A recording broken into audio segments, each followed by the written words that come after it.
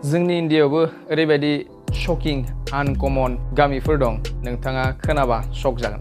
मत्तुर village कर्नाटकायाव दं इयो जाय माने शिवमोग्गा डिस्ट्रिक्टआव दं जाहैबाय। बै गामिया मोनसे ओरैबायदि जाहोननि थाखाय फेमास जाहैबाय जाय माने जोंनि बयनिख्रुइबो गोजामसिन लेंगुवेज संस्कृतखौ दिनैसिमबो बाहायनाय जायो होननानै खोनायो। नेक्स्टआनो जाहैबाय लंगुवा भिलेज नागालेण्ड जाय माने नागालेण्डनि मन डिस्ट्रिक्टआव दं जाहैबाय। जाय माने गामिनि गावबुरानि न'आ म्यानमार आरो भारतनि बर्डारावनो माने बिथांनि न'आ दं जाहैबाय। नेक्स्टआनो जाहैबाय बारवानकाला भिलेज काइमुर हिल्सआव दं जाहैबाय बियो बिहाराव। बै गामिया ओरैबायसा जाहोननि थाखाय फेमास माने 2017 सिम 50 इयार्स लानानै बै गामियाव मोनसेबो हाबा नुनो मोनाखैमोन जाहैबाय। बै गामियाव मोनसेबो मोजां लामा गैयिनि थाखायनो माने बै गामियाव हाबा जायाखैमोन जाहैबाय इमान बोसोर।